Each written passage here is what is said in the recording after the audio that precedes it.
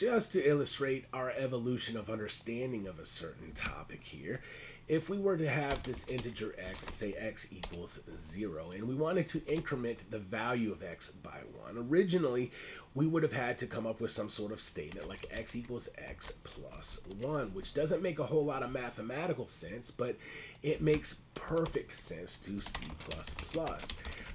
Basically because, well, the value of x is 0, and the right side of this assignment operator then is just 0 plus 1, or 1 in other words. And then this 1 gets assigned into this variable x. So we have successfully at this point incremented the value of x by 1. And so when we run this, we see that x has gone from the value of 0 to 1, and we were successful. Now we learned a different version of this statement that was more shorthand and made even less mathematical sense, but x plus equals 1 also incremented x by 1. If we were to see out x to the screen again, we would see that indeed x has been incremented, and now the value of x is 2. Well, there is yet a shorter version that makes even less mathematical sense, where we type out x plus plus, and well, that increments x by 1, and if we were to see out x to the screen again, then we see that now we are up to 3. But there's a different version of this. This is called the increment operator. There's a different version of the increment operator where we type out plus plus x instead of x plus plus. It's just in a different order. And then if we were to see out x to the screen again, then now you see that we are up to 4. Now, is there any difference between these? This, by the way, where the plus plus, the increment operator, in other words, comes after x, is called the postfix increment operator. And where it comes before the variable is called the prefix increment operator. And so is there any difference between the postfix and the prefix versions? Sure, but you have to actually plug it into a larger statement to appreciate that difference. And so, for instance, if we were to say see out to the screen, say the prefix version plus plus x and drop it down a line, well, we run this and we see that, well, we incremented up to 5, no major difference, because we were at 4, and well, that just added 1 to 5 and printed it out. So what is the difference then?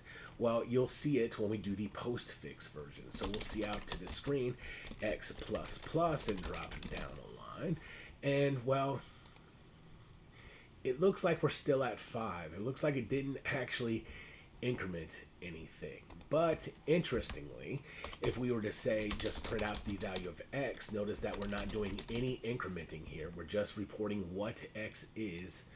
Well, when we run this, now, interestingly, we have incremented. We're up to 6 now. So what happened here was that if you use the prefix version in a larger statement, is that it prioritizes incrementing x before the larger statement is concluded. And so, well, here x is going to be incremented to 5 first, and then we're going to print that 5 out to the screen. When you use the postfix version of the increment operator, it's going to prioritize printing out the current value of x first, and then it's going to increment the value of x. And so we were at 5 here, and so in this statement, because it's the postfix version, we're going to print out that 5 again, which we see here, and then we're going to increment that 5 after the fact. And that's why when we just printed out a straight up x next, we got a 6, because, well, it technically got incremented in the line above, but we printed out the 5 that was originally in the x first, since, well, this was the postfix version.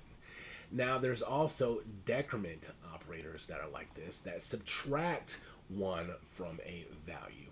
And there are also a prefix and a postfix version of these decrement operators, and they work exactly the same.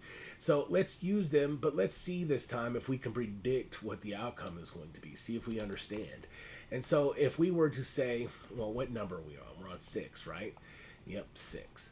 So if we were to say see out to the screen, then minus minus x and drop down a line, Well, since it's the prefix version, we expect x to be decremented first. And so now we should be down to 5, and 5 is what should print out to the screen. And so, well, let's see what happens here.